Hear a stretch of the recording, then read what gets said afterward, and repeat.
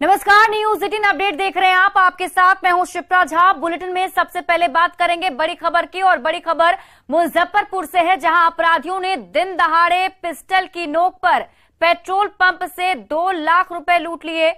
घटना जैतपुर ओपी इलाके के पोखरेरा की है। 6 अपराधियों ने लूट की वारदात को अंजाम दिया है। दरअसल पोखरेरा के एचपी पेट्रोल पंप पर 2 बाइक पर सवार 3 अपराधी पहुंचे और केबिन में घुसकर पिस्टल के बल पर करीब 2 लाख रुपए लूट लिए। घटना के बाद पुलिस मौके पर पहुंच गई है। सीसीटीवी फुटेज के आधार पर अपराधियों की तलाश की जा रही है। पूरी जानकारी दे रहे हैं संवाददाता प्रियांक सौरभ।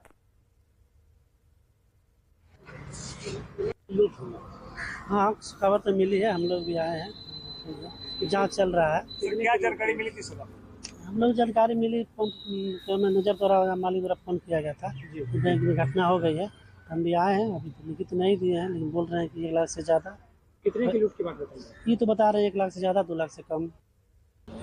बीते दिनों बिहार के डीजीपी आरएस भट्टी मुजफ्फरपुर पहुंचे थे और क्राइम मीटिंग की थी। तमाम पुलिस के पदाधिकारियों के साथ क्राइम कंट्रोल को लेकर उन्होंने बैठक की थी, लेकिन मुजफ्फरपुर में क्राइम कंट्रोल जो है वह बिल्कुल नहीं दिख रहा है। लगातार एक के बाद एक बड़ी घटनाएं जो है वह मुजफ्फरपुर जिला में हो रही है। इस वक्त हम मुजफ्फरपुर के जैतपुर के ओपी क्षेत्र के पोखरेरा में है, और यहाँ पर जिस पेट्रोल पंप को आप देख रहे हैं, यहाँ पर अब से कुछ देर पहले 6 की संख्या में आए हथियारबंद अपराधियों ने इस पेट्रोल पंप पर निशाना साधा है और 2 लाख से अधिक की रकम जो है वह लूट कर भाग गए हैं। लगातार ऐसी घटनाएं हो रही है मुजफ्फरपुर में। लगातार हत्याएं, लूट की वारदात को अपराधी अंजाम दे रहे हैं। हालांकि इस पेट्रोल पंप पर क्या कुछ हुआ था, इसको लेकर हम क्या नाम हुआ आपका? मेरा नाम रोहित कुमार हुआ। क्या हुआ था यहाँ पे? 6 की संख्या में 11:30 बजे करीब में मैं बैठा था, कैश मिला रहा था।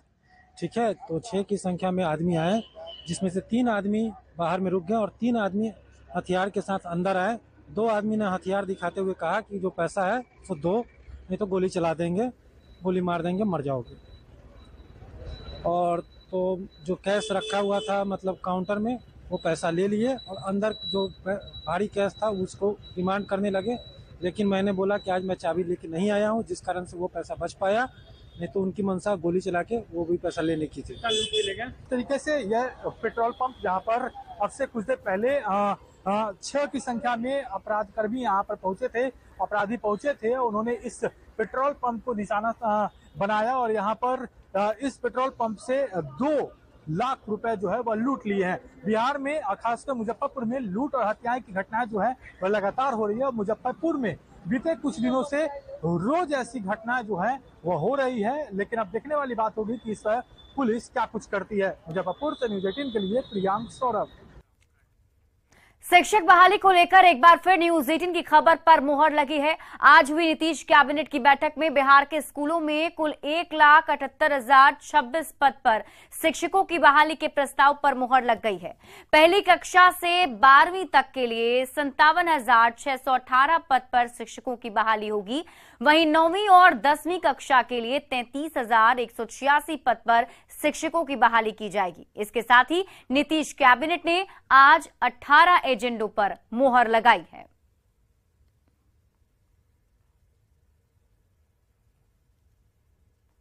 सबसे महत्वपूर्ण निर्णय राज्य में शिक्षकों की बहाली के संबंध में लिया गया।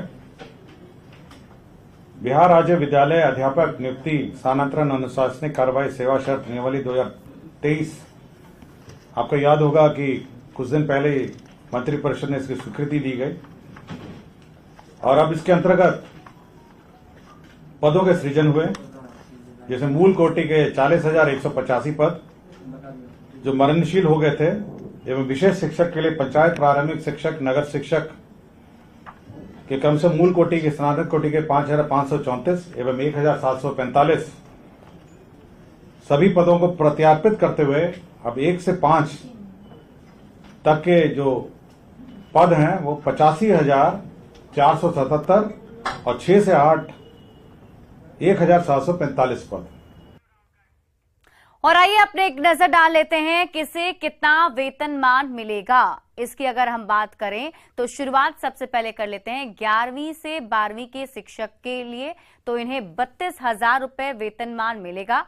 वहीं अगर बात कर लें 9वीं और 10वीं के शिक्षक की तो इन्हें 31,000 रुपए वेतनमान मिलेगा। 6ठी से 8वीं के जो शिक्षक होंगे उन्हें 28,000 रुपए प्रति महीने मिलेंगे। इसके अलावा 1ली से 5वीं के शिक्षक को 25,000 रुपए दिए जाएंगे। साथ ही इसमें 42% DA और 8% HRA भी मिलेगा।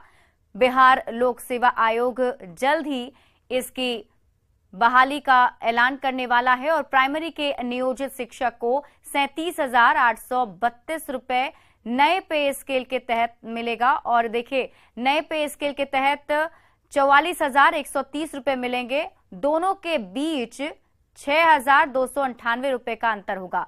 मध्य विद्यालय के नियोजित शिक्षक को 39,771 रुपए वेतन नए पे स्केल के तहत मिलेगा, 49,050 रुपए, और दोनों के बीच का अंतर 9,300 रुपए होगा।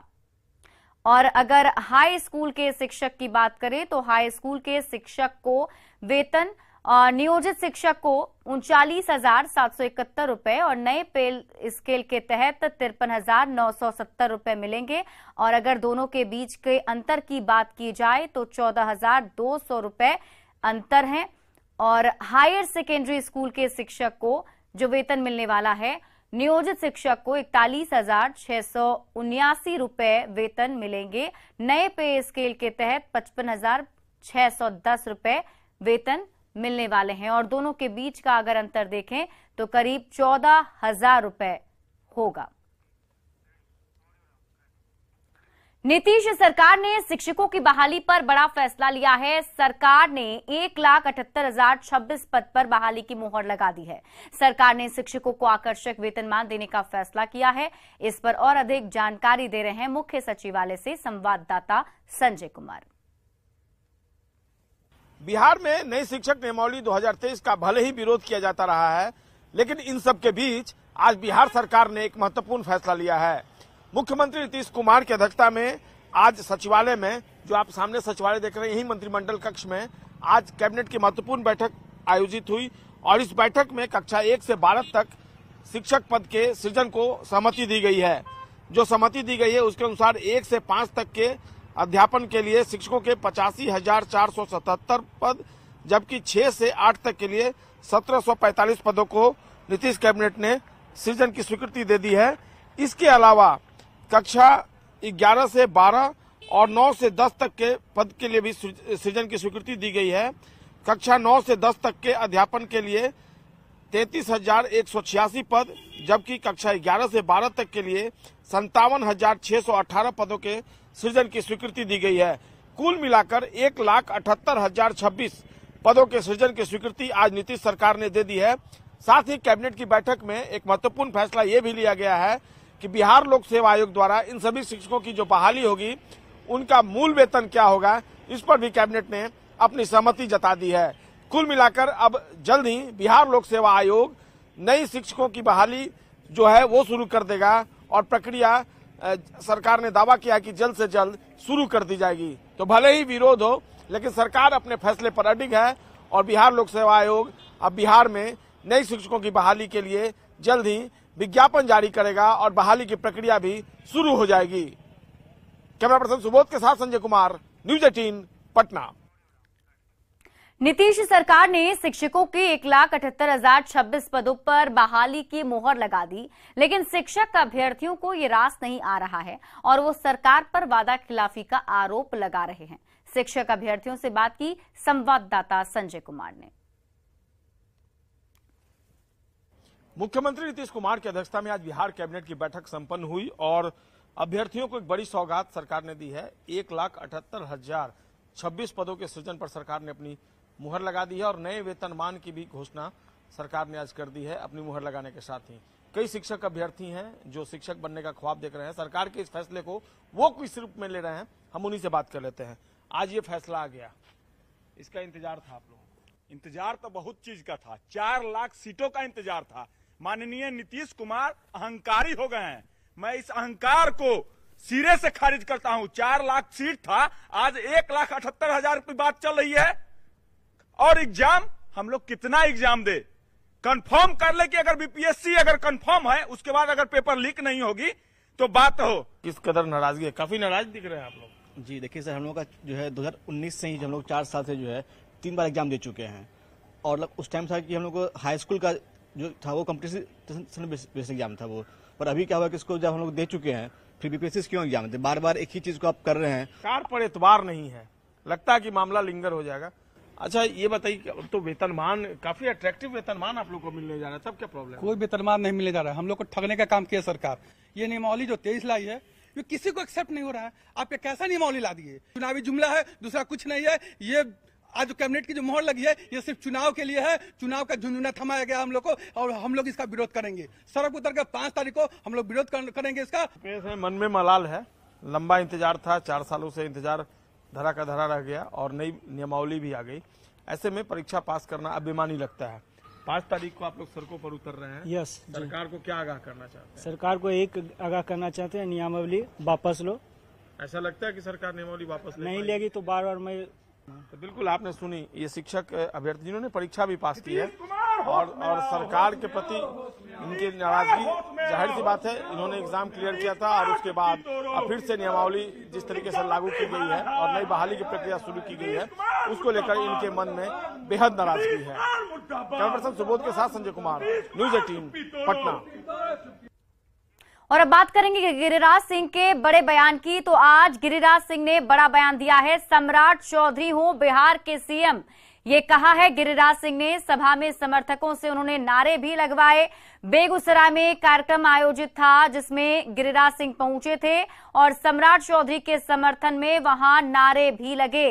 बिहार में योगी जैसे सीएम की मांग की जा रही है और योगी जैसा सीएम सम्राट चौधरी बन सकते हैं, ये कहना है गिरिराज सिंह का।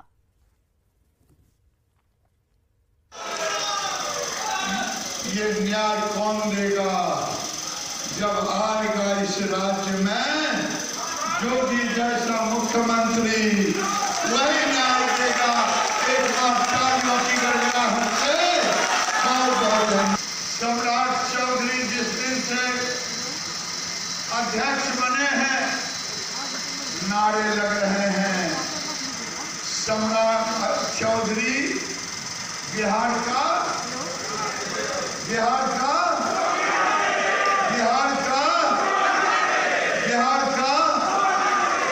मैंने नहीं कहा कि आप क्या कहेंगे, लेकिन आपने कहा कि बिहार में एक योगी जैसा मुख्यमंत्री चाहिए। वहीं सम्राट चौधरी ने कहा है कि ऐसी सरकार बनानी है जिसमें दंगा का नामो निशान मिटना हो, बिहार में कभी दंगा ना हो। गिरिराज सिंह थोड़ा आगे बढ़कर बोलते हैं, लेकिन हमको दंगा समाप्त करना है।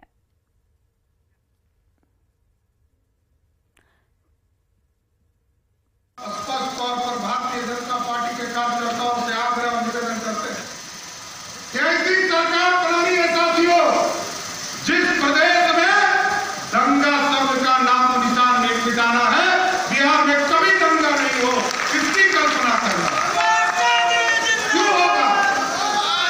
और जब स्वाभाविक है गिरिराज जी तो थोड़ा आगे बढ़कर बोलते रहते हैं कि शोभा यात्रा में कौन तंग करता है, कौन बदमाशी करता है, लेकिन हमको दंगा समाप्त करना है। और अब बात करते हैं बाबा बागेश्वर के बिहार आगमन की। बाबा बागेश्वर के पटना दौरे से पहले ही सियासत शुरू हो रही है। सरकार में कई मंत्री उनके दौरे और कार्यक्रम का विरोध करने का ऐलान कर चुके हैं। बावजूद इसके आयोजक बाबा बागेश्वर के कार्यक्रम की तैयारी में जुटे हुए हैं। 13 से 17 मई तक पटना के नौबतपुर में तरेत मठ में बाबा बागेश्वर का कथा वाचन होगा, जिसके लिए विशाल पंडाल का निर्माण कराया जा रहा है। हालांकि मंत्री तेज प्रताप यादव के द्वारा विरोध के सवाल पर आयोजकों ने कहा कि विरोध जैसी कोई बात नहीं है। तेज प्रताप खुद ही वृंदावन जाते रहे हैं और कई बार भगवत कथा का आयोजन करा चुके हैं। नहीं, ऐसा कुछ नहीं है। तेज प्रताप यादव तो अपने बहुत बड़े भक्त हैं, वो तो हमेशा वृंदावन जाते हैं और अपने घर पे ही भागवत कथा कई बार करवा चुके हैं, तो ऐसा नहीं है। बाबा एकदम शुभ शुभ आएंगे, कोई कहीं विरोध गतिरोध नहीं होगा। तेज प्रताप यादव तो अपनी फौज तैयार कर ली है, वो तो बयान भी दे रहे हैं लगातार, वो फौज तैयार करके पूरा। शिवानंद तिवारी भी बोल रहे हैं, देखिए सिंह भी बोल रहे हैं, जो बोल रहे हैं वो उनका अपना व्यक्तिगत सोच, मानो तो देव नहीं तो पत्थर। लेकिन वो फौज लाठी लेकर तैयार किए हैं कि बाबा नहीं, वो पुराना वीडियो चलाया जा रहा है। वो सब ऐसा कुछ नहीं है, आप लोग दिग्भ्रमित न करें। मसौढ़ी में अपराधियों का मनोबल काफी ज्यादा बढ़ गया है। कश्मीरगंज मोहल्ले में 5 अपराधियों ने घर पर चढ़कर 3 राउंड फायरिंग कर दी, दहशत फैला दी। बताया जा रहा है कि अपराधियों ने महिला की सोने की चेन छीनने की कोशिश की थी, जिसका महिला और उसके पति ने विरोध किया था। इसी के बाद अपराधियों ने दहशत फैलाने के लिए घर पर चढ़कर फायरिंग कर दी।